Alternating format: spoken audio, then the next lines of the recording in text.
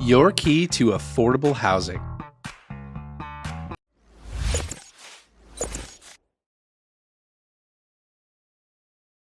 Hey, what's going on, everybody? Jeff Trevarthen here, Jeff the Mortgage Pro. Thanks so much for joining me today. I've got a good one. This is a really cool topic that most people don't know about. And so what I want to share with you today is about the Area Median Income Program.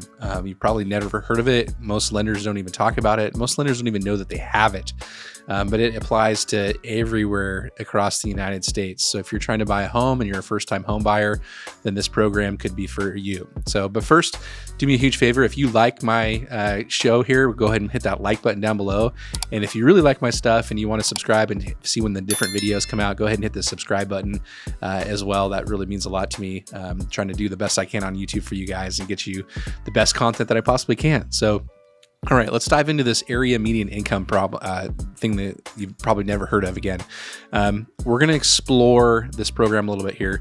So this is called the AMI program, or Area Median Income Program, and it's not to be confused with similar income models, which are Fannie Mae Home Ready. That's one of them that you may have heard of before. And then there's another one called Freddie Mac Home Possible.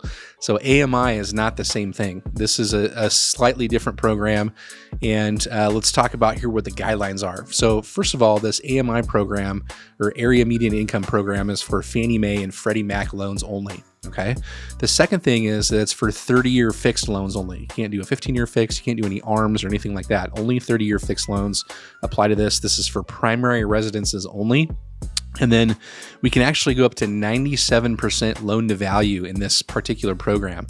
Now, most people are going to be capped at the 95% loan to value, especially if you're doing a high balance loan or a high cost area. So make sure that you check with your loan officer about that. Check with me too, because I'll be the one that can help you out on this area median income across the country. I'm so excited to bring this to you guys today. This is such a good program. Eligible products that we can lend on, or eligible type of properties, we can lend on anywhere from 1 to 4 units. You can lend on single family residences, condos, co-ops, PUDs or townhomes, and even manufactured homes that are affixed to a foundation. Not mobile homes, but manufactured homes, okay? So here's the stipulation for what an area median income first-time home buyer looks like. So it has to have somebody that has no ownership interest in a property during the previous 3-year period, okay? Before the date of the actual purchase of the property that we're going to do going forward. So you can't have not, you have not been able to own a home for the previous 3 years, in other words, in order to qualify as a first-time home buyer. So let's say you bought a house 10 years ago and then you sold it 8 years ago. Would you qualify for a first-time home buyer program under this? Absolutely, because there's a big gap between the 3 years of, more than 3 years of when you last owned a property. Okay, if you've never owned a property before, then obviously you're going to be considered a first-time home buyer. Now, here's another stipulation too that most people don't know about either. So if you're a displaced homemaker, okay, or a single parent, if you had no ownership in a principal residence other than joint ownership with your ex-spouse during the preceding 3 years, you can also qualify as a first-time home buyer. So that's a very small stipulation that not a lot of people know about with this particular program. So in most areas across the country, you can go up to 100% of whatever the area median income is. And there's a special tool, and I'll put the links down below on how you actually look this up to figure out if you qualify, if you make enough money in that area median income to be able to qualify, okay? And 120% of the area median income can be used in high-cost areas. So, I'm in California in the Bay Area. That's definitely a high cost area. So you can go up to 120% of the area median income. So it's calculated based on county. It's all over the place.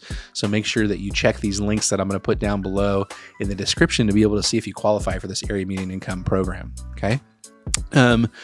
So if it's 120% of area median income, it just means that the areas where the loan limits exceed the standard conforming loan limit. So again, a high cost area.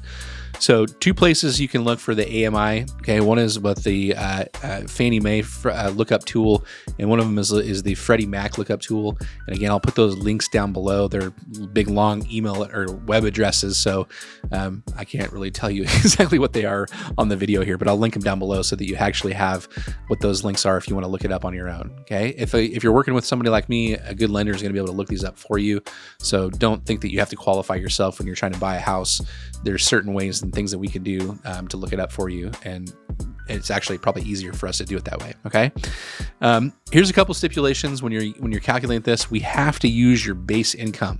Okay. So if you are a W-2 employee or if you're an hourly employee, we have to use that base income. We don't have to use overtime, bonus, or commission unless it's still acceptable underneath that area median income. We need it to qualify for the property that you're trying to buy. So we can still use those, but we don't have to use those. That's a really cool stipulation with this. Other types of loans, you know, sometimes you have to use it, sometimes you don't. But with this one, you may or may not have to use your overtime, bonus, or commissions to be able to help you qualify to stay under the limits of the area median income that you're trying to buy. Okay. And then lastly, another guideline that not a lot of people know about, non-occupant co-borrowers are allowed. So you can use somebody to co-sign with you on this particular loan. So here's what I would suggest. With the area median income program, I would always run this by you if you're a first-time home buyer. And I personally do this. It's on my checklist of things to do if you're a first-time home buyer, is just to check to see if you're going to fit with this in the area median income program. This is going to help a lot of people. Here's the benefit of this. The rates are typically a little bit lower than what the market rates are on conventional loans. They can be anywhere from 1/4 to 0.5% better just because you're qualifying for the area median income program. So that's a huge benefit to me.